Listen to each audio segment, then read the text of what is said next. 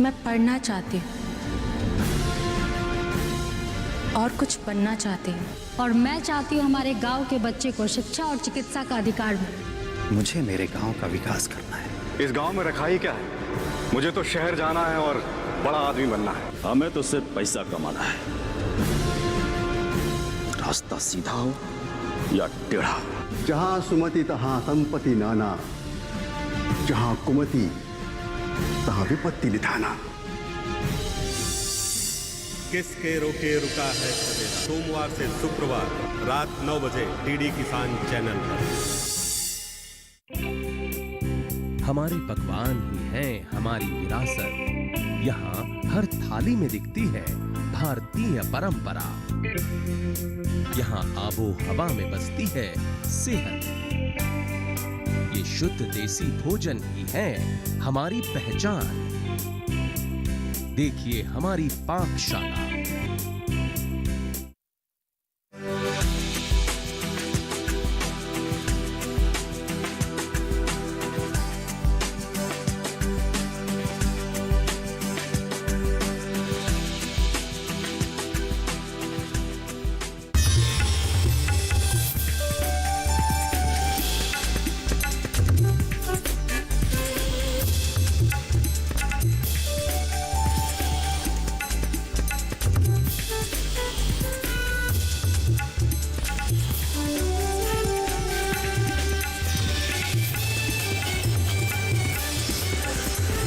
DD किसान, बदलते भारत की शान।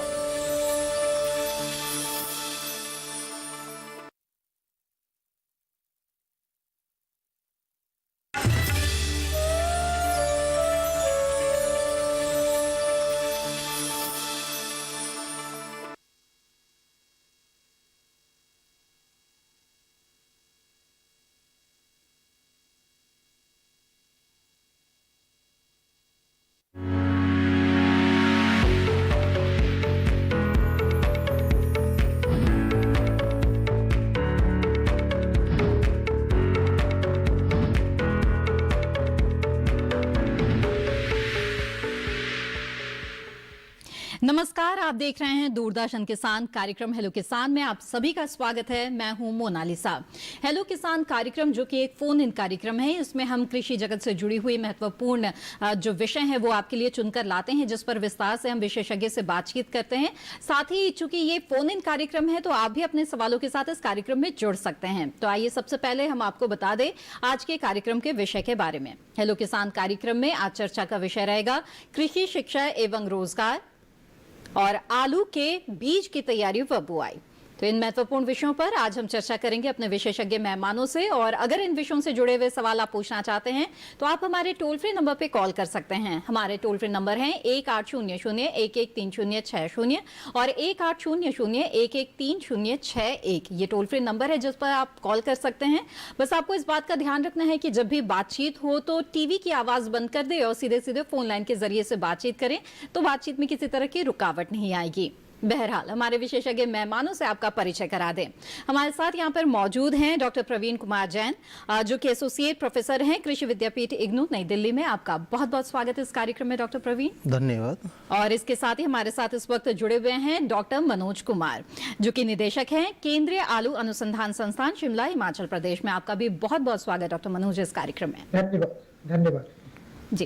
तो जैसा कि आज का हमारा विषय है कृषि शिक्षा और इसके बारे में बातचीत की हम शुरुआत करते हैं। और डॉक्टर मनोज सबसे पहले, माफ कीजिएगा डॉक्टर प्रवीण, सबसे पहले आपसे हम समझना चाहेंगे कि जो ग्रामीण क्षेत्र के युवा हैं या फिर जो बाकी युवा हैं, आज की तारीख में अगर रोजगार की संभावनाओं के दृष्टि से हम देखें तो कृषि शिक्षा किस तरह से महत्वपूर्ण है, क्या इसकी महत्ता है? तो कृषि शिक्षा का बहुत ही बड़ा महत्व है। कृषि शिक्षा के महत्व को समझने के लिए थोड़ा सा कृषि क्षेत्र का महत्व को समझना जरूरी है, क्योंकि लगभग आधी आबादी हम कहीं ना कहीं कृषि क्षेत्र से संबंधित है। हम जब वर्कफोर्स की बात करें हम एग्रीकल्चर में, तो अभी भी 42% वर्कफोर्स है जो टोटल एग्रीकल्चर में कृषि क्षेत्र में कहीं ना कहीं है, जो कि पहले 60% हुआ करता था अराउंड 2000 के आसपास। तो लेकिन हम कहें कि मानव जो इन्वॉल्व है वो काफ़ी है, लेकिन हम मानव संसाधन की बात करें, क्योंकि वो जो लोग इसमें इन्वॉल्व है, खेती में इन्वॉल्व है, खेती बाड़ी जो भी करते हैं उसमें इन्वॉल्व है, उनका खुद का डेवलपमेंट बहुत ज़रूरी है। और वह खुद डेवलप होंगे, उनको पर्याप्त जानकारी होगी, उनके पास पर्याप्त कौशलता होगी, तो वो कृषि क्षेत्र में भी नए और उत्पादन बढ़ाएंगे, नई तकनीकी लाएंगे, उसका उपयोग करेंगे। और क्योंकि हमारा उत्पादन बढ़ रहा है, और हम एक डेटा मैं आपको देना चाहता हूं कि 2000 में, हम 2000 साल की बात करें, 2000 में अराउंड 101 मतलब $101 बिलियन का हमारा कृषि का आउटपुट की वैल्यू थी, वो बढ़कर अभी 462 हो गए। तो ये अब देखिए कि हमने 20 साल में कितनी प्रोग्रेस कर ली। लेकिन हम कृषि क्षेत्र में जो लोग काम करें, उनकी एजुकेशन की बात करें, तो ज़्यादातर लोग जो कृषि क्षेत्र में इन्वॉल्व है वो बहुत ही कम पढ़े लिखे हैं, ज़्यादातर 5वीं पास है या 10वीं पास है, ऐसे ग्रेजुएट करके जो कृषि क्षेत्र में जो ग्रेजुएशन किया हो वापस कृषि क्षेत्र में जा रहा हो, ऐसी संभावनाएं, ऐसे लोग बहुत कम है अभी भी। तो और कहें हम ये देखें, जो एजुकेशन की भी बात करें तो 5% एग्रीकल्चर ग्रेजुएट जो एग्रीकल्चर में कृषि क्षेत्र में जो डिग्री करते हैं वो ओनली 5% ही है। बाकी 95% लोग जो एग्रीकल्चर में या दूसरे क्षेत्र में जो डिग्री करते हैं वो दूसरे सब्जेक्ट से आते हैं। तो ऐसे में जो किसान हैं जिन्हें कृषि शिक्षा नहीं प्राप्त हुई है, तो किस तरह की चुनौतियां उनके सामने आती है, और कृषि शिक्षा प्राप्त करने से किस तरह से उनके जीवन में और बेहतरी आ सकती है, इसके बारे में विस्तार से हम बातचीत करेंगे। आइए उससे पहले नजर डाल लेते हैं इस रिपोर्ट पर।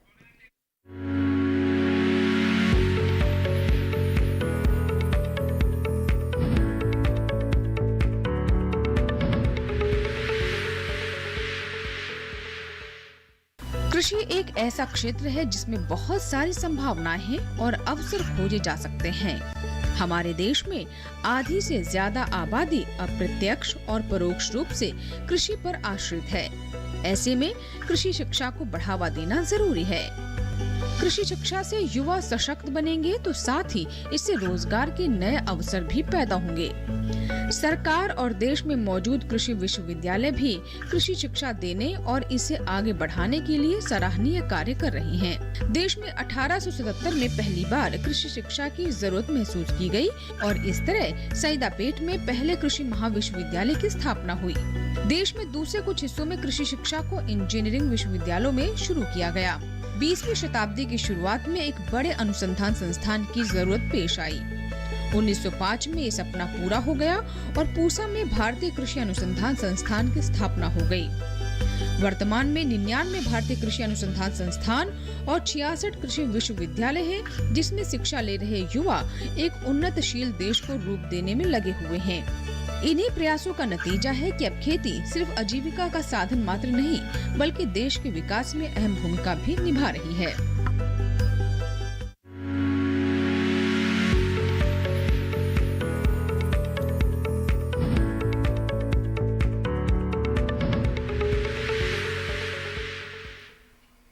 जी हाँ, तो ये रिपोर्ट आपने देखी और बातचीत को आगे बढ़ाते हुए हमारे अगले मेहमान का ये रुख करते हैं। डॉक्टर मनोज, अब आलू के बारे में हम बात करना चाहेंगे, आलू की खेती के बारे में। तो इससे पहले कि हम जाने कि जो किसान है वो किस समय आलू की फसल ले सकते हैं, हमें ये बताएं कि व्यावसायिक तौर पर जो किसान आलू की खेती करते हैं उनके जीवन में उसकी क्या महत्व है, किस तरह की मांग है और किस तादाद में आलू की खेती हमारे देश में की जाती है? मोनालिसा, धन्यवाद। आपका बहुत ही महत्वपूर्ण प्रश्न है और पहले भी आपने हमारे दूसरे मेहमान से आपने एक प्रश्न किया था कि कृषि शिक्षा का महत्व जी। तो इन सब के परिप्रेक्ष्य में मैं बताना चाहूंगा कि आज जो कृषि है वो इतिहास की कृषि नहीं है। आज जो कृषि है वो टेक्नोलॉजी बेस्ड एग्रीकल्चर होता है जी।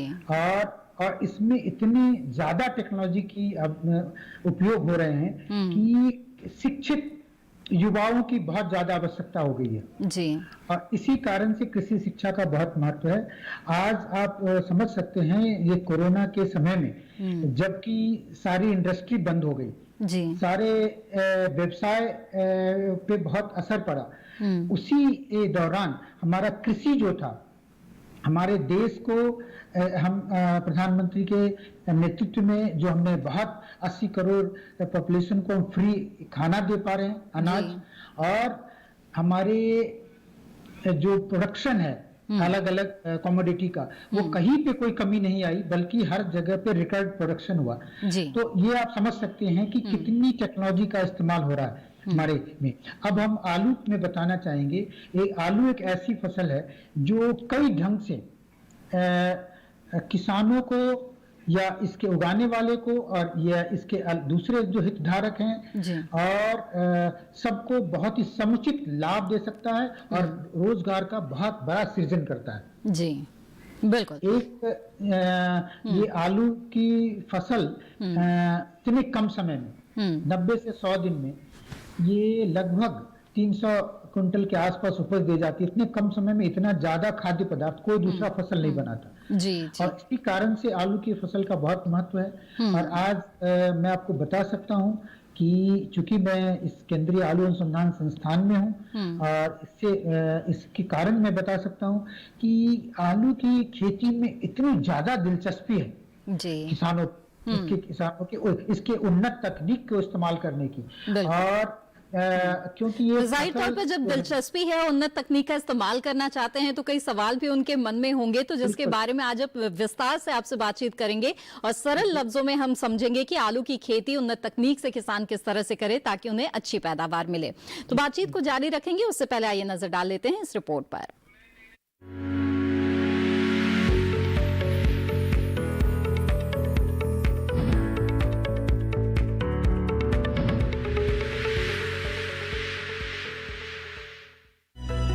सब्जी के रूप में आलू का विशेष महत्व है। लगभग पूरे भारत में आलू की खेती की जाती है। आलू की अच्छी पैदावार के लिए उन्नत किस्मों का चयन करना जरूरी होता है। किसान आलू की अल्पावधि वाली किस्मों में कुफरी लवकार, कुफरी सूर्या, कुफरी पुखराज और कुफरी अशोका लगा सकते हैं। मध्यम अवधि वाली किस्मों में कुफरी ज्योति, कुफरी चिपसोना 1, कुफरी चिपसोना 3, कुफरी चिपसोना 4 बो सकते हैं। आलू का बीज बनाने के लिए ऐसे आलू का चुनाव करना चाहिए जिनका व्यास 2.5 से 4 सेंटीमीटर या वजन 25 से 40 ग्राम हो। बीज बनाने के लिए ऐसी जगह का चुनाव करें जिसमें धुंधली रोशनी आती हो, साथ ही हवादार हो। किसान लगातार आलू की निगरानी करते रहें, साथ ही खराब या सड़े आलू को निकाल दें। जो किसान बीज खरीद रहे हैं वो इस बात पर विशेष ध्यान रखें कि बीज हमेशा प्रमाणित संस्थानों से ही खरीदें। आलू की 1 हेक्टेयर बुआई के लिए करीब 30 से 35 कंद प्राप्त होते हैं। अच्छी पैदावार के लिए 180 किलोग्राम नाइट्रोजन, 80 किलोग्राम फास्फोरस और 80 किलोग्राम पोटाश की जरूरत पड़ती है। बुआई से पहले मिट्टी की जांच जरूर करवाएं। इससे हमें पता चलता है कि मिट्टी में सूक्ष्म तत्वों की कमी तो नहीं है। आलू में 7 से 10 सिंचाई की जरूरत होती है। समय पर कीट और रोगों का प्रबंधन करें।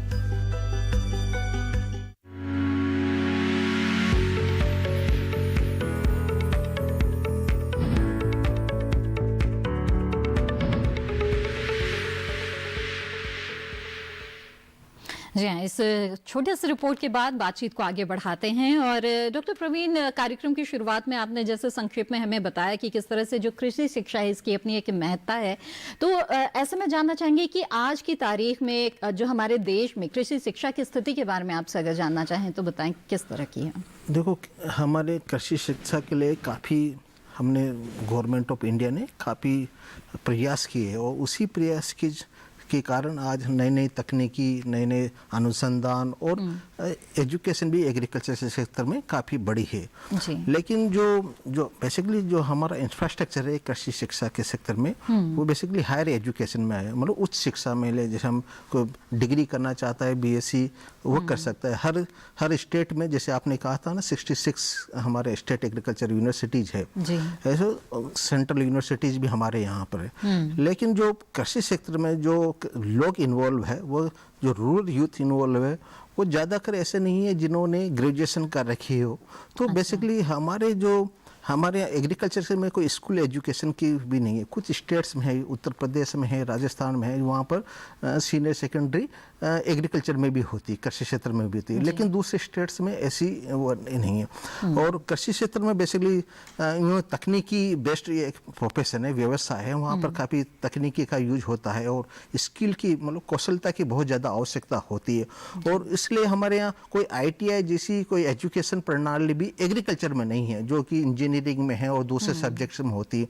तो इस तरह की प्रॉब्लम है। साथ ही जो दूसरी प्रॉब्लम ये है कि जो सूक्ष्म उद्यमी हैं, जो कृषि क्षेत्र में व्यवसाय करना चाहते हैं, कुछ छोटे छोटे इंडस्ट्री या फैक्ट्री लगाना चाहते हैं, उनके लिए भी कोई एजुकेशन की मतलब ओकेशन बेसिस किसी एक पर्टिकुलर उद्यम में कोई एजुकेशन और कौशलता प्राप्त करना चाहता है, ट्रेनिंग हमारे यहाँ काफ़ी होती है। एक्सटेंशन सिस्टम हमारे यहाँ बहुत अच्छा है, लेकिन एजुकेशन के लिए कोई शॉर्ट ड्यूरेशन प्रोग्राम नहीं है जिस 3 मंथ में कोई कौशलता प्राप्त करके अपना व्यवसाय प्राप्त करे, या कोई 6 मंथ में कोई सर्टिफिकेट प्रोग्राम कर ले, या 1 ईयर में कोई डिप्लोमा प्रोग्राम कर ले। ऐसी कोई प्रणाली हमारे यहाँ नहीं है। हालांकि हमारे यहाँ पर देखें कि तो अल्प अवधि के अगर कार्यक्रम और भी ज्यादा रहेंगे शिक्षा के, तो फिर ये ज्यादा फायदेमंद हो सकता है, ये आपका कहना है।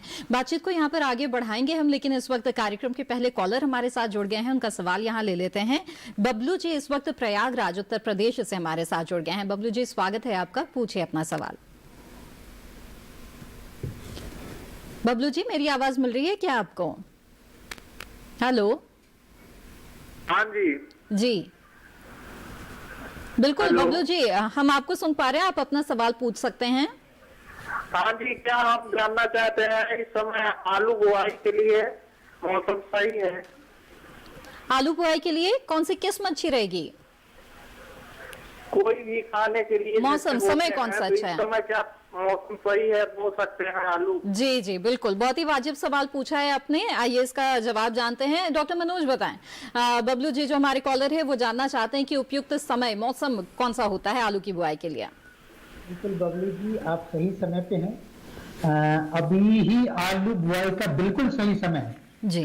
और मैं आपको बताना चाहूंगा कि जब न्यूनतम तापमान आपके यहाँ का 20 के आसपास पहुंच गया है इलाहाबाद का जी, और अधिकतम तापमान लगभग 32-33 के आसपास चल रहा है, और मेरा ये मानना है कि ये जो है ऑलमोस्ट आपका बिल्कुल सही समय है आलू लगाने का। और अभी से लेके मतलब 1 सप्ताह पहले की बात करें और आगे 1 सप्ताह की बात करें, ये जो समय है ये सबसे उपयुक्त समय आलू लगाने का है। और जबकि 30 से 20 के बीच में तापमान हो, खेत में आपकी थोड़ी हल्की सी नमी हो, तो आप तैयारी कर लीजिए और आलू को लगाने के लिए आपका समय है। लेकिन इसमें ध्यान आपको ये रखना है कि आलू का बीज जो आप निकालेंगे वो बीज को शीत गृह से, कोल्ड स्टोरेज से आप निकाल के लगाते हैं, तो शीत गृह से निकाल के ठंडे जगह पे, छायादार जगह पे उसको अच्छी तरह से फैला के रखेंगे, उसमें अच्छे अंकुरन आ जाएं। और अंकुरन आने के बाद ये इसमें लगभग 1 सप्ताह लग सकता है या 10 दिन या अपने तापमान पे और किस्मों पे डिपेंड करता है। डॉक्टर मनोज, बीज की तैयारी पर हम विस्तार से बातचीत करें उससे पहले मैं चाहूंगी कि आप हमारे दर्शकों को बताएं कि आलू की जो किस्में हैं वो कौन कौन सी अच्छी है, जो उन्नत किस्मों का चुनाव किसान कर सकते हैं। सीधे तौर पर खाने के लिए, सब्जी में खाने के लिए हो आलू, चाहे प्रोसेसिंग के लिए भी कई किसान जो है वो आलू उगाते हैं, तो वो किन किस्मों का चुनाव करें? हाँ देखिए, बहुत अच्छा प्रश्न है आपका। जैसे हम कोई भी किसान जब खेती के बारे में सोचता है तो सबसे पहले उसे फसल का चुनाव करना पड़ता है, और फसल का जब चुनाव कर लिए तो फसल की जो सही किस्म है उसे उसकी अच्छी जानकारी चाहिए कि कौन सी किस्म होनी चाहिए। तो इसके लिए देखिए हमारे संस्थान ने लगभग 65 किस्में अलग अलग क्षेत्र के लिए, अलग अलग पर्पस के लिए विकसित किए हैं, जिसमें कुछ किस्में ऐसी हैं जो कि केवल टेबल पर्पस के लिए हैं, मतलब खाने के लिए, सब्जी के लिए हैं। कुछ किस्में जो है वो प्रोसेसिंग पर्पस के लिए हैं, जो चिप्स, फ्रेंच फ्राई। कुछ किस्में हमारे पास ऐसी जो दोनों ही काम के लिए है। कुछ लाल छिलके वाली किस्में हैं, और कुछ किस्में हैं जो पहाड़ी क्षेत्र में अच्छा करती है, कुछ जो है वो मैदानी क्षेत्र में अच्छा करती हैं। तो मैं आपको बताना चाहूँगा जो हमारा क्षेत्रफल है, ज़्यादा 85 से 88% का क्षेत्रफल जो है आलू का, वो रबी में, विंटर में मैदानी क्षेत्र में ही होता है। और इसके लिए जो अच्छी किस्में हैं, अगेती फसल की अगर बात करें जी। जो कम समय में कुछ किसान भाई उपज लेके जो उन्होंने सितंबर में के लास्ट वीक में या अक्टूबर के पहले सप्ताह में लगा के उसको नवंबर के लास्ट वीक में दिवाली के समय भी कुछ लोग नए आलू बाजार में ले आते हैं, तो उसके लिए कुफरी पुखराज एक बहुत अच्छी किस्म है। उसके अलावा कुफरी ख्याति और अब नए में एक कुफरी मोहन हमारे यहाँ से जो विकसित की गई है, ये सब किस्में हैं जो कम समय में अच्छी उपज दे जाती है। जी। अगर मुख्य फसल की बात करें तो कुफरी बहार बहुत अच्छी किस्म है। उसके अलावा कुफरी मोहन, कुफरी गंगा और ये सारी बहुत सारी किस्में ऐसी हैं जो कि मुख्य फसल में बहुत अच्छा उपज दे जाती हैं। जी।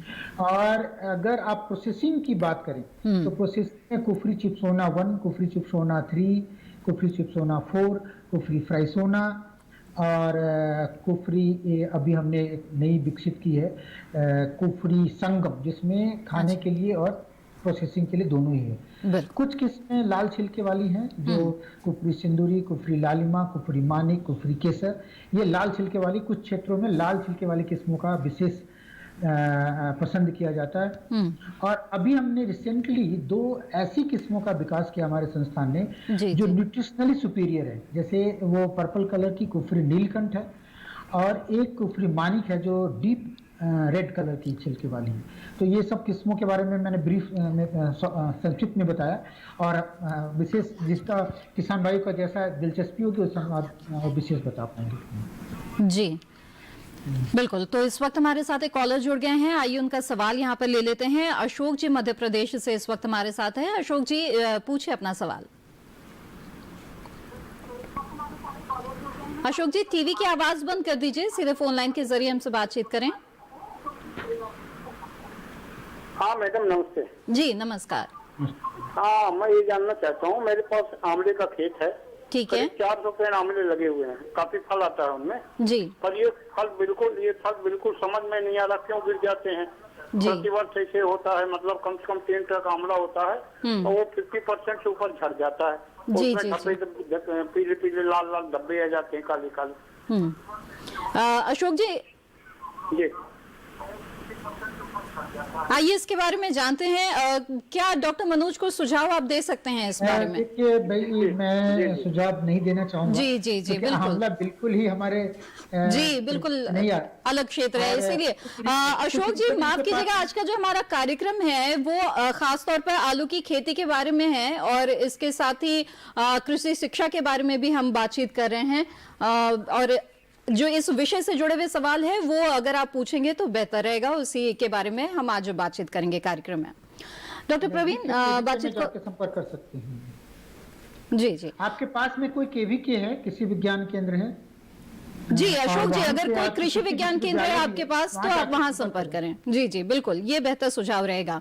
बातचीत को आगे बढ़ाते हैं। डॉक्टर प्रवीण बताएं कि जो आप बता रहे थे कि जो अल्प अवधि के जो कोर्सेज हैं वो शायद रोजगार की दृष्टि से काफी बेहतर रहेंगे, तो किस तरह के कोर्सेज जो हैं वो रोजगार परक ज्यादा हैं? एक्चुअली जो हमारा रोजगार जैसे पोल्ट्री फार्मिंग है या बी कीपिंग है, सेरिकल्चर है, ऑर्गेनिक फार्मिंग है, तो ये एक ओकेशन बेसिक मतलब पर्टिकुलर एक उद्यम की हम बात करें तो ऐसे बहुत सारे प्रोग्राम्स अवेलेबल हैं हमारे यहाँ पर। और खासकर हम Indira Gandhi national open university में 6 महीने के हमने छोटे छोटे प्रोग्राम बनाए हैं और उसमें बेसिकली आपको स्टार्टिंग उस क्षेत्र का महत्व क्या है, जैसे पोल्ट्री फार्मिंग की बात करें तो पोल्ट्री फार्मिंग का महत्व क्या है, उसके लिए जो डिजाइन बनाएंगे, सेट की डिजाइनिंग कैसे बनाएंगे, उसकी मार्केटिंग कैसे कर सकते हैं, तो पूरी कंप्लीट एक हमने स्टार्टिंग से और मार्केटिंग तक का पूरा एक पूरा उसमें सिखाया है। तो इसी तरह के पोल्ट्री फार्मिंग कर सकते हैं, ऑर्गेनिक फार्मिंग नया आ रहा है, तो एंड बी कीपिंग काफ़ी हमारे यहाँ कंट्री में चला। इस तरह के छोटे छोटे वोकेशन बेस्ड कोर्स बेसिकली हम हैं। और पहले हम एग्रीकल्चर में हमारे कंट्री में 2 साल का डिप्लोमा हुआ करता था, लेकिन आजकल वो डिप्लोमा शायद नहीं है। और लेकिन बहुत सारे हम ट्रेनिंग तो बहुत कृषि विज्ञान केंद्र की जैसे अभी बात हो रही थी वहाँ पर ट्रेनिंग बहुत है। किस तरह के कार्यक्रम हैं और कोर्सेज हैं जिसका फायदा जो है वो युवा उठा सकते हैं, इसके बारे में आगे विस्तार से आपसे जानेंगे। लेकिन फिलहाल कार्यक्रम में वक्त हो गया है एक छोटे से ब्रेक का। हम जल्द हाजिर होंगे, आप बने रहें दूरदर्शन किसान पर।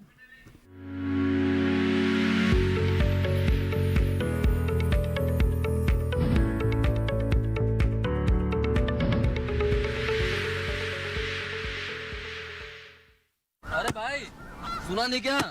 केसीसी ने किसानों का जिंदगी बदल दिया है।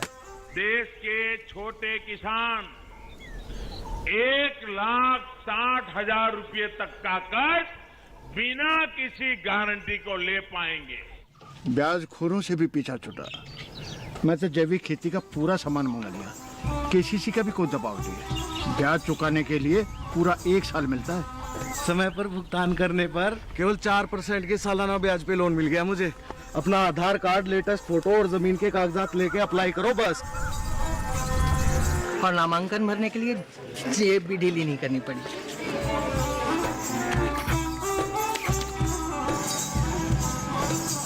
चाचा, उधार चुकाने के 24 घंटे के बाद उतने ही पैसे वापस निकाल सकते हैं। केसीसी ने किसानों की जिंदगी वाकई बदल दी है। तो आप भी किसान क्रेडिट कार्ड अपनाएं और सहजता से ऋण पाएं।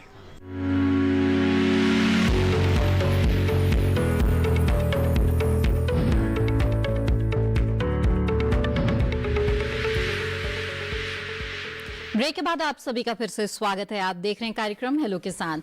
आज इस कार्यक्रम में हम कृषि शिक्षा व रोजगार और इसके साथ ही आलू की बुआई व बीज की तैयारी के बारे में विस्तार से बातचीत कर रहे हैं हमारे खास मेहमानों से।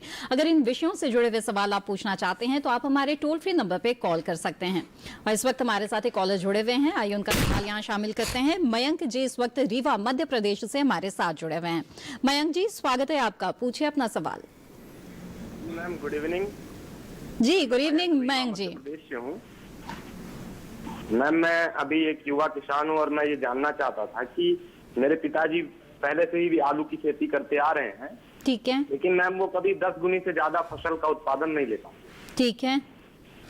तो मैम मैं ये जानना चाह रहा था कि जैसे अब मैं खेती पे आया हूँ तो प्रोडक्शन रेट कैसे इंक्रीज किया जाए, कैसे मैं आलू से ज्यादा उपज ले सकूँ जी, और कौन सी ऐसी फसलें लगाऊं, कौन सा समय उचित होगा हमारे रीवा मध्य प्रदेश के हिसाब से जी। तो मैम वही सारी जानकारी चाहिए थी। जी जी बिल्कुल मयंक जी, आइए इसके बारे में जानते हैं। डॉक्टर मनोज क्या सलाह देंगे कि उत्पादन और ज्यादा बढ़ाना चाहते हैं, पैदावार बढ़ाना चाहते हैं, तो ऐसे में उन्हें क्या करना चाहिए? मयंक जी बहुत अच्छा प्रश्न है। एक प्रगतिशील किसान के अनुसार आपने प्रश्न किया है जी बिल्कुल। और आपके पिताजी इस खेती को करते रहे हैं, लेकिन मैं आपको ये बताना चाहूँगा कि पिछले 10 सालों में आलू की खेती में एक रिवॉल्यूशन आया है, क्रांति आई है और कई उन्नत तकनीकों का विकास किया गया है। और अगर आप इन सब तकनीकों का इस्तेमाल करेंगे तो आपकी उपज 1.5 गुना जरूर हो सकती है और फायदा भी 1.5 गुना हो सकता है। तो मैं ये बताना चाहूँगा कि आप उन्नत तकनीकों का इस्तेमाल करें, जिसमें सबसे पहला होता है कि खेत अच्छी हो, तैयारी, उसमें अच्छे किस्म का बीज लगे। क्योंकि जो पिछले हमने 10 सालों में जो किस्में विकसित की है वो पुरानी किस्मों से कितने प्रतिशत ज्यादा यील्ड देती है। अगर आपके यहाँ पुरानी वैरायटी अगर लवकार लग रही है और अगर उसके जगह पे आप कुफरी संगम लगाए या कुफरी मोहन लगाए, अगर आपने 30 टन पर हेक्टेयर उपज लिया था तो अब 40 टन उपज आराम से ले सकते हैं।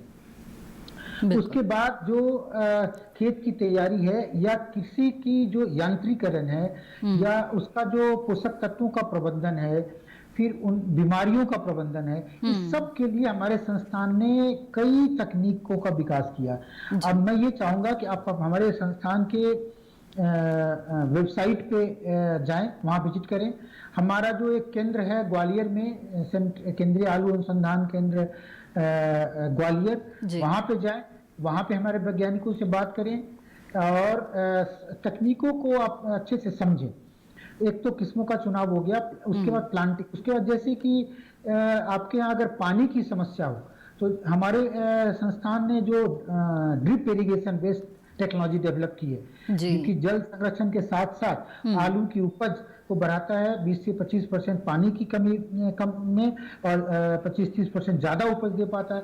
तो ये सब तकनीक जब आप यूज करेंगे, इस्तेमाल में लाएंगे, आप पढ़े लिखे अपने किसान के लड़के हैं, तो आपकी ये जिम्मेवारी है कि आपके क्षेत्र में जो भी खेती हो वो उन्नत हो और आप एक उस क्षेत्र के लिए मिसाल बने। मैं आपको बताना चाहूँगा कि हर युवा को अपने क्षेत्र में एक मिसाल बनना है कि उन्नत तकनीक को अपने खेत में करके दिखाना है फायदा लेके दिखाना है, ताकि आपके बिल्कुल बहुत ही परिवार में वाजिब बात कही है आपने। और जी डॉक्टर मनोज मयंक जी से हम यही उम्मीद करते हैं, प्रगतिशील किसान है, युवा किसान है, तो जरूर तमाम जो जानकारियां हैं, नई तकनीकें हैं, उनकी जानकारियां आप जरूर इकट्ठा करेंगे और उसके अनुसार खेती करेंगे तो पैदावार भी आपकी जो आलू की है वो बढ़ेगी। और इस कार्यक्रम से भी जुड़े रहें, कई और जानकारियां भी आपको इसमें मिल जाएगी। बहरहाल आगे बढ़ते हैं, अगले कॉलर हमारे साथ यहाँ पे जुड़ गए हैं, अंशु पांडे जी बिहार से इस वक्त हमारे साथ फोन लाइन पे जुड़े हुए हैं। अंशु जी स्वागत है आपका, पूछिए अपना सवाल। जी नमस्कार मैम। नमस्कार जी। जी मेरा सवाल है कृषि शिक्षा के बारे में कि यदि स्टेट गवर्नमेंट की जो यूनिवर्सिटी है या सेंट्रल गवर्नमेंट की जो यूनिवर्सिटी है उसमें दाखिला यदि न हो जी, तो फिर प्राइवेट कॉलेज या यूनिवर्सिटी से कृषि शिक्षा में स्नातक की डिग्री को आगे बढ़ा सकते हैं? जी बताएं। बिल्कुल, आपका सवाल बहुत ही वाजिब है, क्योंकि काफ़ी कंपटीशन होता है एग्रीकल्चर एजुकेशन कॉलेजेस में एडमिशन करने के लिए। लेकिन जो प्राइवेट कॉलेज है उनमें भी एडमिशन ले सकते हैं अगर वो मान्यता प्राप्त है, और हमारे जो स्टेट का जो कृषि विश्वविद्यालय उससे अगर उसकी मान्यता प्राप्त है और उनका एजुकेशन पैटर्न और जो वो ऑलमोस्ट अच्छा है, क्योंकि प्राइवेट में भी अच्छे कॉलेज भी होते हैं और जिनकी क्वालिटी गुणवत्ता कम है ऐसे कॉलेज भी होते हैं। तो प्राइवेट में भी आप अच्छे कॉलेज जिनकी गुणवत्ता अच्छी है, वहाँ के टीचर अच्छे हैं, वहाँ के अनुसंधान के साधन, उनके पास लेबोरेटरी अच्छी है, फील्ड अच्छा है, वहाँ पर जरूर आप एडमिशन ले सकते हैं, ऐसी कोई बात। तो आप प्राइवेट संस्थान में भी दाखिला ले सकते हैं, लेकिन तमाम जानकारियां उससे पहले जरूर इकट्ठी कर ले मान्यता प्राप्त संस्थान हो, ताकि जो उसकी जो प्रमाण पत्र है उसकी वैधता रहे और उसके अनुसार आपको किसी भी तरह की रोजगार के लिए जब आप जाएं तो आपको दिक्कत ना हो। तो बातचीत को यहाँ पर आगे बढ़ाते हुए अब दूरस्थ शिक्षा के बारे में भी आपसे जानना चाहेंगे कि दूरस्थ शिक्षा में किस तरह की संभावनाएं हैं। जैसे ऐसे ही अभी बता रहे हैं कि अगर जो सेंट्रल या स्टेट की जो यूनिवर्सिटीज है दाखिला नहीं मिल पाया, या फिर पीढ़ी दर पीढ़ी जो किसान खेती कर रहे हैं उसके साथ साथ वो शिक्षा भी हासिल करना चाहते हैं, तो किस तरह से दूरस्थ शिक्षा हासिल करें? एक्चुअली जो दूरस्थ शिक्षा का उद्देश्य यही है कि ऐसे लोग जो हमारी जो यूनिवर्सिटीज है जहाँ पर कंपटीशन बहुत ज़्यादा है, जो वहाँ से एडमिशन उनका प्रवेश लेने से वंचित रह गए, ऐसे विद्यार्थी जो पढ़ना चाहते हैं और ऐसे किसान जो इतना टाइम उनके पास नहीं है कि जाकर एक कैंपस में वहाँ कॉलेज में रह के पढ़ाई कर सकते हैं, वहाँ पर डेली क्लासेज अटेंड करना नहीं कर पाएंगे, इतना उनके पास टाइम, ऐसे लोगों के लिए दूरस्थ शिक्षा बेसिकली बनाई गई है। और बेसिकली ये मान्यता प्राप्त शिक्षा होती है और इसकी जो पाठ्य सामग्री बहुत ही गुणवत्तापूर्वक होती है, मतलब कहें कि बेस्ट होती है। लोग कॉम्पिटिटिव एग्जामिनेशन में जो दूरस्थ पाठ्य सामग्री को काफ़ी उपयोग करते हैं और दूरस्थ शिक्षा में काफ़ी अच्छे कोर्सेज, बेसिकली हम बात करें कि आप उद्यमी बनना चाहते हैं तो बहुत ही अच्छी हम लोग कोर्सेज दूरस्थ शिक्षा में है।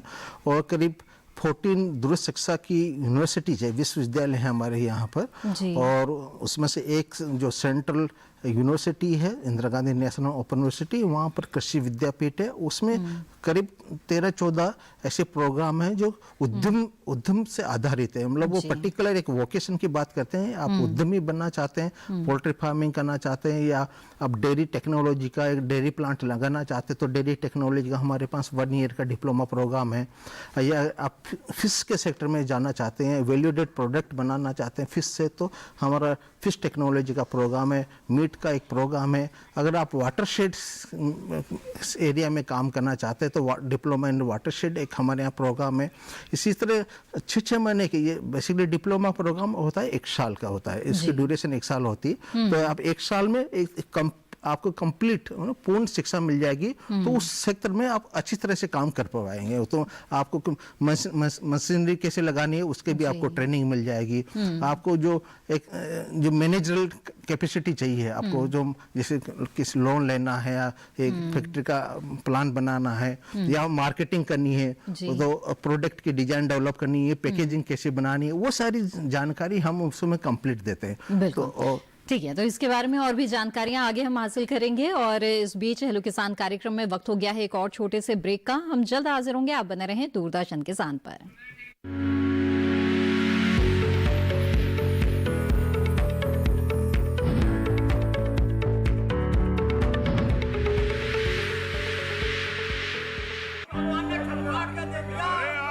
सारी फसल अच्छी होगी भाई।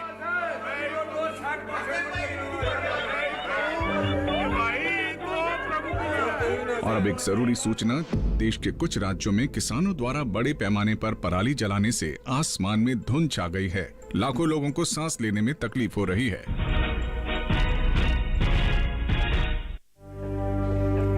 हर साल हम अपने ही घर फूकते हैं और तमाशे बनते हैं। ना, मैं ना मानता। ये काम तो बरसों से होता आ रहा है। अब ऐसा क्या नया आ गया? ये देख लो, हमारे रतन काका पिछले साल की पराली जलाने से जो इनकी खांसी उठी थी, ये अब तक चल रही है। और तो और हमारे सोना उगलने वाली धरती भी बंजर पड़ रही है। बेटा, तुम्हारी बात मान भी ले, पर एक बात बताओ कि पराली को ठिकाने लगाने में भी तो लागत आती है, और ये आग जलाने से ये काम आसानी से हो जाता है। काका, ये बात ना रही, हम कह रहे हैं। देखो, मेरे पास कुछ मशीनों की तस्वीरें भी हैं, मैं तुम्हें दिखाता हूं। ये देखो, ये है हैप्पी सीडर, ये है मल्चर, ये है जीरो टिल ड्रिल, ये है स्ट्रॉ चॉपर, ये है रिवर्सिबल मोल्ड बोर्ड प्लॉ, और ये है रोटावेटर। ये सारी मशीनें अब 50% अनुदान पे मिल रही है, और तो और कस्टम हायरिंग केंद्र लगाने पर सरकार से 80% का अनुदान भी मिलेगा। और ये संकल्प हमारे प्रधानमंत्री जी का है कि अब पराली कोई ना जलाए और आधुनिक मशीनों का इस्तेमाल कर पराली खेत में मिलाए और मिट्टी की गुणवत्ता को बढ़ाए।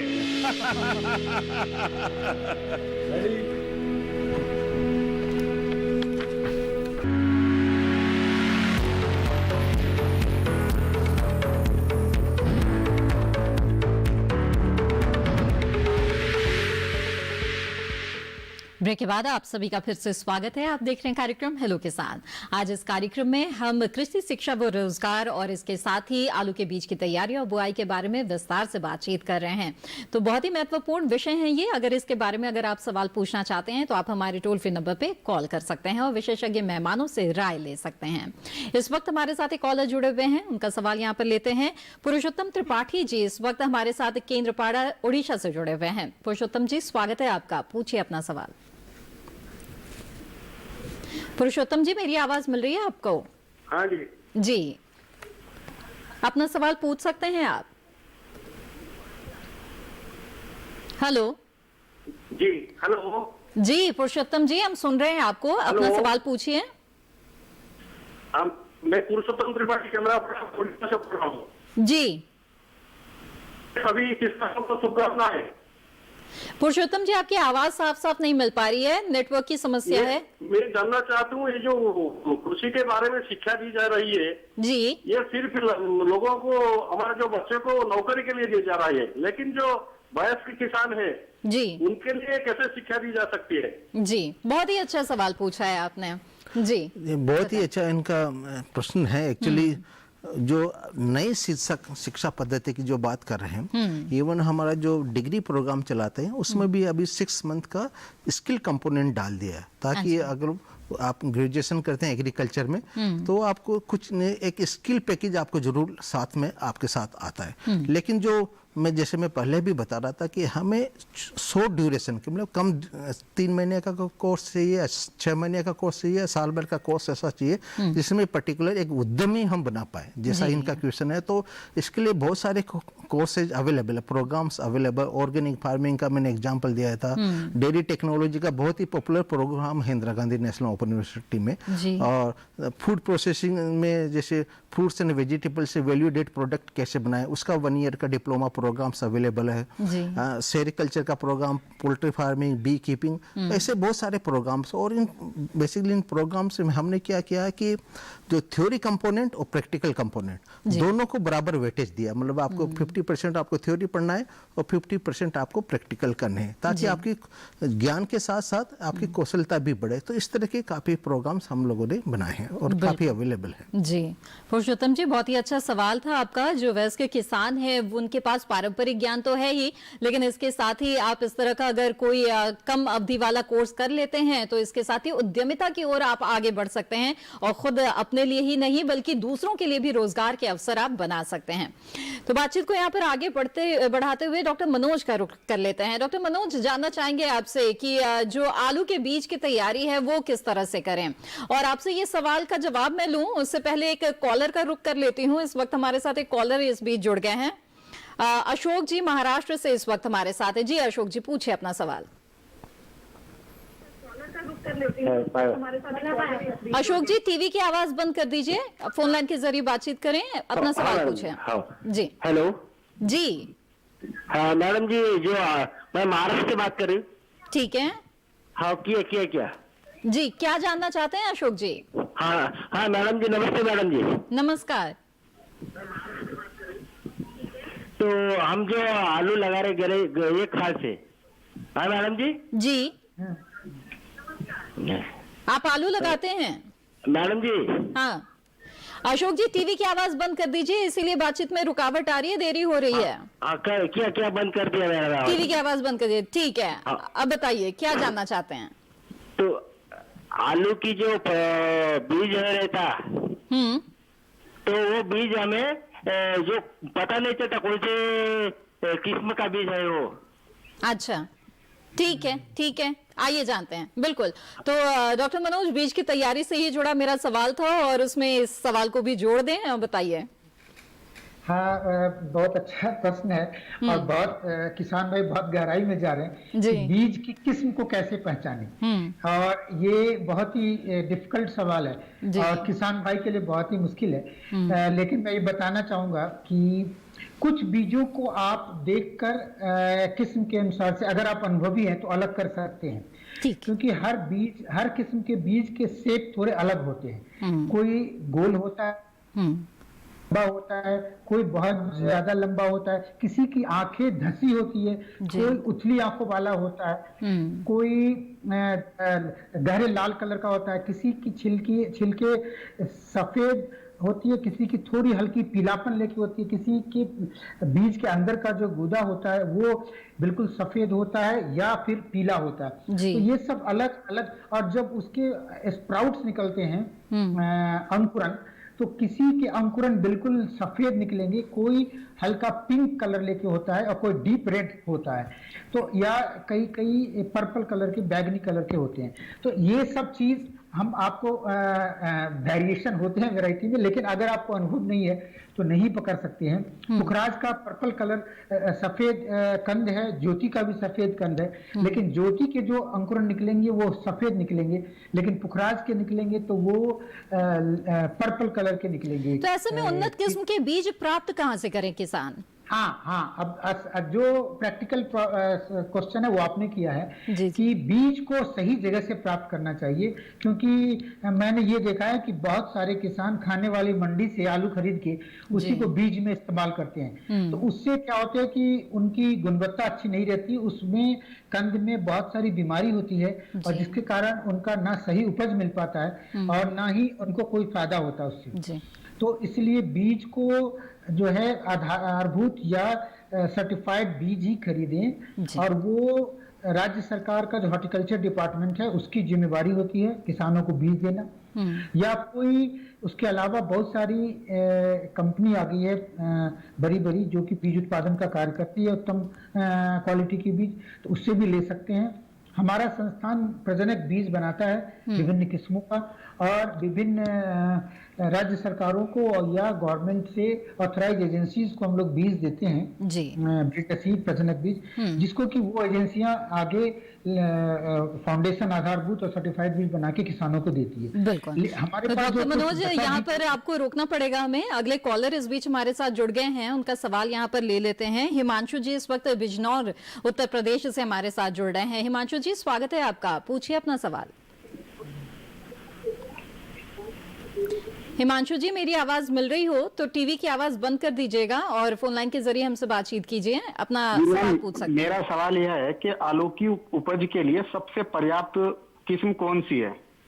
जी, सबसे अच्छी किस्म कौन सी है उत्तर प्रदेश बिजनौर के लिए, आइए जानते हैं। जी डॉक्टर मनोज, कौन सी किस्म लगाएं बिजनौर में?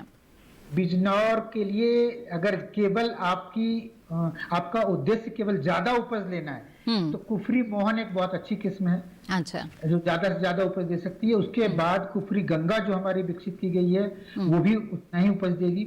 और इसके अलावा पहले जो हमारी किस्में थी वो सब भी अच्छी किस्म है, लेकिन केवल अगर उपज ही आपकी उद्देश्य हो तो कुफरी मोहन सबसे अच्छी किस्म है। बिल्कुल। तो हिमांशु जी, मुझे उम्मीद है कि आपके सवाल का जवाब मिल गया होगा और ये जो उन्नत किस्मों का जिक्र किया है डॉक्टर मनोज ने, आप इनमें से किसी अच्छे उन्नत किस्म का ही चुनाव करेंगे और अच्छी उपज इससे आपको मिलेगी। बातचीत को आगे बढ़ाते हैं और डॉक्टर प्रवीण, आपका रुख करना चाहेंगे। कृषि शिक्षा और रोजगार के अवसर की बात कर रहे हैं, तो बताएं इस क्षेत्र में किस तरह के रोजगार के अवसर आज की तारीख में उपलब्ध हैं? देखो, हम रोजगार की जब बात करें कृषि क्षेत्र की, दो तरह के, जैसे एक कॉलर ने पूछा भी था कि एक तो हम किसी के यहाँ सर्विस की जॉब की बात करते हैं या खुद उद्यमी बनना चाहते हैं, तो दोनों ही पर्सपेक्टिव में बात करें तो काफ़ी स्कोप है। जैसे हम एग्रीकल्चर एजुकेशन में जो जॉब की बात करें तो प्राइवेट सेक्टर में और गवर्नमेंट सेक्टर दोनों जगह काफ़ी ऑप्शन है। जैसे पोस्ट ग्रेजुएशन आपने MSc कर ली या PhD कर ली तो आप रिसर्च में जा सकते हैं, टीचिंग जॉब में जा सकते हैं या किसी प्राइवेट कंपनी में मैनेजरल पोस्ट पर जा सकते हैं, हायर पोजीशन पे जा सकते हैं। और ग्रेजुएशन की बात करते हैं तो आप बहुत ही ज़्यादा संभावना है, मतलब दोनों गवर्नमेंट सेक्टर में, जैसे आप बैंक में बात जाएंगे तो एग्रीकल्चर ऑफिसर बन सकते हैं, जो आजकल काफ़ी ज़्यादा हर ऑलमोस्ट रूरल एरियाज में बात करें, ग्रामीण क्षेत्रों में बात करें, एक कृषि अधिकारी बैंक में होता है और काफ़ी पोजीशंस भी काफ़ी निकली। उसके अलावा नए नए जैसे आर्टिफिशियल इंसेमिनेशन की बात करें, वो भी उसमें हर विलेज में एक विलेज एक होता है, उसका काफ़ी अच्छा काम है। और आजकल जो नए नए जैसे एग्री क्लिनिक का कंसेप्ट आया या कस्टम हायरिंग का एक किसी ने बोला था, तो कस्टम हायरिंग मतलब एक एग्री क्लिनिक या हम इस्टेब्लिश करें, वहाँ पर आप इनपुट सप्लाई भी देंगे, साथ ही साथ उनको टेक्नोलॉजी ट्रांसफ़र भी करेंगे किसानों को, तो उस तरह की अपॉर्चुनिटी काफ़ी है हमारे पास। NGO में काफ़ी जॉब की संभावना है और खासकर फर्टिलाइजर की बात करें या सीड इंडस्ट्री की बात करें तो कंपनी में भी जा सकते हैं और खुद अपना भी सीड की बात करें तो खुद अपना सीड प्रोडक्शन भी आप कर सकते हैं, सर्टिफाइड सीड आपका प्रोडक्शन आप कर सकते हैं। साथ ही साथ नए नए जैसे एक्सपोर्ट जो पर आजकल हमारा काफ़ी फोकस है और तो उसमें हम हाई टेक्नोलॉजीज में यूज करते हैं या प्रोटेक्टेड एग्रीकल्चर की हम बात करते हैं या हम ग्रीन हाउस टेक्नोलॉजी की बात कर सकते हैं, तो यहाँ पर काफ़ी संभावना है और अच्छी तो उद्यमिता के लिए तो संभावनाएं है ही। और अगर नौकरी रोजगार की बात करें तो गैर सरकारी और सरकारी दोनों क्षेत्र में भी काफी संभावना है। बहरहाल आगे बढ़ते हैं, अगले कॉलर इस वक्त हमारे साथ जुड़ गए हैं हरिप्रकाश जी बक्सर बिहार से, उनसे बात करते हैं। हरिप्रकाश जी, स्वागत है आपका, पूछे अपना सवाल। नमस्ते मैम, गुड इवनिंग। नमस्कार जी, बताएं। हम ये डॉक्टर जैन से पूछना चाह रहे हैं कि हम लोग जब इग्नो के साइट पे जाते हैं और यहाँ स्टडी सेंटर ढूंढते हैं कि हम लोग किस स्टडी सेंटर पर बिहार में कहाँ पे जो कृषि रिलेटेड है, तो हम लोग को बहुत मुश्किल से मिल पाता है और वो इग्नो के दिल्ली में कॉल करना पड़ता है कि स्टडी सेंटर बताया जाए। तो सबसे मैं आग्रह करूंगा कि ये डायरेक्टली वो प्रोफाइल खुल जाए कि हम लोग जो भी स्टूडेंट हैं वो कृषि विद्यापीठ जो इग्नो का चल रहा है उसका साइड हम लोग देखे अपनी स्टडी सेंटर ढूंढ पाए जी। और मछली का उत्पादन है, इसमें उत्पादन है, ये कृषि में नहीं है, ये साइंस में है।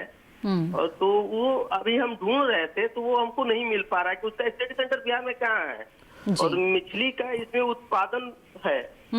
ठीक है, वो कृषि का एलाइड सेक्टर जो है संबद्ध क्षेत्र माना जाता है, तो क्या उससे जुड़े भी कार्यक्रम या कोर्सेज हैं, आइए जानते हैं इसके बारे में। देखो, आपका बहुत ही अच्छा, क्योंकि स्टडी सेंटर की बहुत ही ज़्यादा आवश्यकता होती है कि हमारे यहाँ 50% कंपोनेंट हम प्रैक्टिकल करवाते हैं, उसके लिए एक स्टडी सेंटर होना बहुत जरूरी है। और बिहार में हमारे 3-4 जगह है हमारे स्टडी सेंटर हैं और basically program specific study centre होते हैं। जैसे दरभंगा में हम कृषि विज्ञान केंद्र है, वहाँ पर एक हमारा स्टडी सेंटर, ऐसे 3-4 जगह हमारे स्टडी सेंटर है। और इनका एक, और आप जब भी प्रॉब्लम हो आप इग्नू कृषि विद्यापीठ में कॉल कर सकते हैं, क्योंकि क्या होता है कि बहुत बड़ा विश्वविद्यालय हो और कृषि एक एक ही कंपोनेंट, एक डिपार्टमेंट है, बाकी 20 डिपार्टमेंट और है। और जो जनरल एजुकेशन का काफ़ी ज़्यादा एजुकेशन इग्नू की द्वारा होता है। तो कई बार जो हमारे पटना में जैसे रीजनल सेंटर है वहाँ पे आप बात कर सकते हैं, और कृषि विद्यापीठ दिल्ली में भी आप पा सकते हैं। और इनका एक प्रोग्राम रहता है कि फिश से रिलेटेड जो प्रोग्राम एक्वाकल्चर है, डिप्लोमा इन एग्रीकल्चर एक्वाकल्चर भी हमारे यहाँ पर है।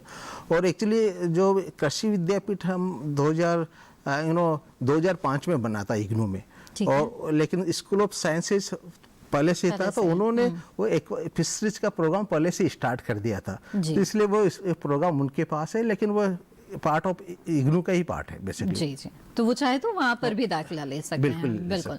चलिए, इसी के साथ यहाँ पर हेलो किसान कार्यक्रम में वक्त हो गया एक और छोटे से ब्रेक का। जल्द हाजिर होंगे, आप बने रहें दूरदर्शन किसान पर।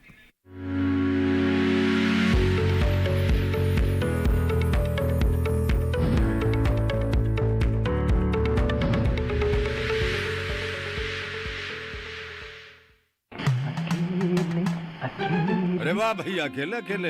अरे तू भी ले, पर खाएगा कैसे? मैं ऑर्गेनिक खेती की बात कर रहा रे बेटे। अकेले अकेले खेती कब तक करेगा? मतलब गांव में 20-25 किसानों का समूह बना के पंजीकरण करवा ले, फिर सरकारी ट्रेनिंग भी मिलेगी और मुफ्त जैविक बीज खाद भी। फिर बीजीएस ऑर्गेनिक की सरकारी मोहर के साथ तेरी उपज आकर्षक पैक में पहुंचेगी बड़े बाजार तक। अच्छा? हाँ। अरे भाई, कहाँ चल दिया? सबको साथ लाने, आमदनी बढ़ाने। तो किसान भाई समझ गए ना, साथ मिलकर ऑर्गेनिक खेती कीजिए, अपनी परंपरा को आगे बढ़ाइए, ज्यादा मुनाफा कमाइए। माटी से प्रेम की परंपरा है परंपरागत खेती।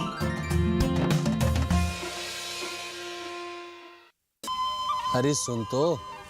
मुझे क्या सुनाना चाहते हो? जो सुनाओ मेरी सौतन को। किसको? अरे वही तुम्हारा मोबाइल फोन जिससे सुबह शाम दिन रात चिपके रहते थे और कहते थे किसान कॉल सेंटर से बातें हो रही हैं। अच्छा ये बात है। हाँ, क्यों? क्या हुआ? अब बात नहीं होती क्या? अब तो झट से बात हो जाती है। ऐसा क्या? हाँ, अब तो ज्यादा लाइनें और खास तकनीक के कारण खेती के माहिरों से तुरंत बात हो जाती है। और अगर कभी लाइन व्यस्त हो तो अपनी समस्या फोन पर रिकॉर्ड करा दो, वहाँ से फोन आ जाता है और समस्या की हल का मैसेज भी आ जाता है। ये देखो आ गया। अरे वाह, इसका मतलब इंतजार की घड़ी अब खत्म। हाँ। तभी मैं सोचूं कि आजकल मुझ पर इतना प्यार क्यों आ रहा है। कृषि संबंधी समस्याओं का अपनी भाषा में तुरंत हल पाने के लिए पूरे भारत में किसी भी फोन से हेल्पलाइन नंबर पर संपर्क करें। किसानों का दोस्त किसान कॉल सेंटर।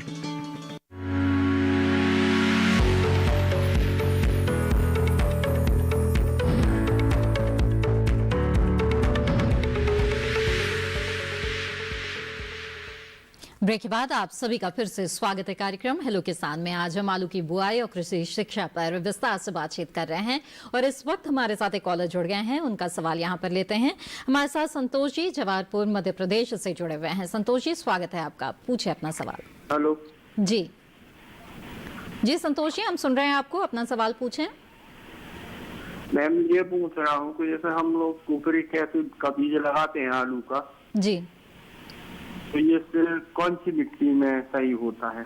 जी, कौन सी मिट्टी उपयुक्त होती है बताएं डॉक्टर मनोज। जी, ये देखिए आलू की फसल चाहे आप कोई भी किस्म लगा रहे हो, उसके लिए हल्की दोमट मिट्टी का अगर आपका खेत है तो ये बहुत ही उपयुक्त है। उसके अलावा ये हम नहीं कहते कि अगर आपकी मिट्टी हल्की दोमट नहीं है तो आलू की खेती नहीं होगी। आलू की खेती लगभग हर ढंग की मिट्टी में हो सकती है। बलुई दोमट से हल्की दोमट हो या थोड़ा सा जो क्लेई दोमट जो होता है मतलब उसमें भी हो सकती है खेती, लेकिन उसमें आपको ध्यान रखना है कि वो खेत की तैयारी सही नमी पे जो उसका टिलेज ऑपरेशन है, जुताई का काम है, वो सही से हो जाए और मिट्टी अच्छे से फ्राइबल मतलब एकदम जितना पाउडर की तरह बना सकते आप। कम से कम जो आपने अगर ग्रीन मैन्योरिंग किया है तो उसका आप ग्रीन मैन्योर को इनकॉर्पोरेट करें डिस्क हैरो से या कोई दूसरे मोल्ड वॉल प्लाउ से, और उसको फिर अच्छी सिंचाई या बारिश के बाद जब वो सड़ जाता है, अच्छी तरह से मिल जाता है मिट्टी में, तो फिर उसको आप वो करें, प्लाइंग करें, टिलिंग ऑपरेशन करें, क्रॉस टिलिंग कम से कम 2 बार, और ताकि वो मिट्टी एकदम फ्राइबल बन जाए, अच्छे टिल्ट पे आ जाए। क्योंकि आलू एक ऐसा फसल है जिसकी उपज जो है मिट्टी के अंदर होनी है। जी, तो मिट्टी में की उत्पादकता तभी मिलेगी जब आप अच्छे से पोषक तत्व उसमें डालें और मिट्टी में कोई फिजिकल इम्पिडेंस जो है वो भौतिक रूप से कोई रुकावट में आलू के कंद के ग्रोथ में ना आए, इसलिए जरूरी है। उसके साथ ही समतलीकरण खेत की बहुत आवश्यक है। मतलब प्लेन हो खेत, जैसे लेजर लेवलर वगैरह का अगर आप इस्तेमाल कर सकते हैं आलू लगाने से पहले, खेत की तैयारी से पहले, तो वो बहुत अच्छा होगा। बिल्कुल। और बेहतर पैदावार के लिए पोषक तत्व प्रबंधन कैसे करें? हाँ, पोषक तत्वों का प्रबंधन भी बहुत आवश्यक है उच्च लाभ के लिए, अच्छे उपज के लिए। और इसके लिए हमने अलग अलग क्षेत्रों के लिए या सरकार ने सॉइल टेस्ट का सॉइल हेल्थ कार्ड भी बहुत सारे किसानों के पास है, उसको देखते हुए वो अनुशंसित मात्रा में मुख्यतः जो 3 पोषक तत्व हैं, नाइट्रोजन, नाइट्रोजन, फास्फोरस और ये पोटास, उसकी समुचित मात्रा डालें। जैसे अगर किसी क्षेत्र की, जैसे आप एमपी की, मध्य प्रदेश की बात करें, क्योंकि उससे सबसे ज्यादा प्रश्न आए, तो मैं उसकी बात करूं तो लगभग 180 केजी प्रति हेक्टेयर नाइट्रोजन और लगभग 60 से 80 केजी P2O5 और 100 केजी के आसपास K2O। जी बिल्कुल। तो पोषक तत्व प्रबंधन इस तरह से किसान कर सकते हैं। डॉक्टर मनोज, आपने बहुत ही महत्वपूर्ण जानकारियां हमें इस कार्यक्रम में आज दी है। आपका बहुत बहुत धन्यवाद हमसे जुड़े रहने के लिए। धन्यवाद। और यहाँ पे बातचीत को आगे बढ़ाते हैं। डॉक्टर प्रवीण, आपसे जानना चाहेंगे, चलते चलते जो कृषि शिक्षा से जुड़ना चाहते हैं, उन्हें बेहतर रोजगार प्राप्त हो और बेहतर आमदनी उनकी हो, इसके लिए आप चलते चलते उन्हें क्या सुझाव देना चाहेंगे? देखो, पहले आपको अपनी चॉइस का, मतलब आपका इंटरेस्ट एरिया क्या है, किसी भी प्रोग्राम में या किसी भी क्षेत्र में एडमिशन लेने से पहले आपके फ्यूचर प्लान क्या है। मतलब आप खुद उद्यमी बनना चाहते हैं या फिर आप जॉब करना चाहते हैं किसी दूसरी कंपनी में या गवर्नमेंट सेक्टर में। अगर आप उद्यमी बनना चाहते हैं तो आपके पास किस तरह के रिसोर्सेस हैं, संसाधन क्या हैं आपके पास, और क्या आप संसाधन अरेंज कर सकते हैं। तो उसके बेसिस पे आप एक क्षेत्र निर्धारण करके फिर आप एडमिशन लीजिए। फिर आप देखिए अच्छा संस्थान कौन सा है, उसमें कंप्लीट नॉलेज हो, प्रैक्टिकल नॉलेज आपको मिले, तो वो सब चीज़ों को आपको ध्यान रखना बहुत जरूरी है। बिल्कुल। और आपके सुझाव पर हमारे युवा किसान जरूर अमल करेंगे, ऐसी हम आशा करते हैं। और आपका बहुत बहुत धन्यवाद डॉक्टर प्रवीण हमारे साथ जुड़ने के लिए। थैंक यू, धन्यवाद। तो आज आपने विस्तार से कृषि शिक्षा व रोजगार के बारे में जाना, साथ ही आलू की बुआई के बारे में भी बहुत ही महत्वपूर्ण जानकारी आज के कार्यक्रम में आपको मिली। हमें उम्मीद है कि इन जानकारियों का आप लाभ जरूर उठाएंगे। इसी के साथ हेलो किसान कार्यक्रम में आगे बढ़ते हैं और कल के विषय के बारे में आपको बता दें। हेलो किसान कार्यक्रम में कल का विषय होगा फार्म एक्ट 2020। अगर आप अपनी किसी तरह की कृषि से संबंधित समस्याओं के बारे में हमें मेल करना चाहते हैं तो हमारा ईमेल आईडी है hellokisan2015@gmail.com। इसके अलावा फेसबुक के माध्यम से भी आप हमसे जुड़े रह सकते हैं। फेसबुक पर हमसे जुड़ने के लिए हिंदी में टाइप करें हेलो किसान। इसके अलावा दूरदर्शन किसान के कॉल सेंटर नंबर पर भी आप कॉल कर सकते हैं। हमारा टोल फ्री नंबर है 1800-1130-60। सोमवार से शनिवार सुबह 6 बजे से रात 10 बजे के बीच कॉल करके अपने सवाल दर्ज करा दें। और इसके साथ हेलो किसान कार्यक्रम के आज की कड़ी में बस इतना ही। हमें दीजिए इजाजत। आप बने रहिए दूरदर्शन किसान पर। नमस्कार।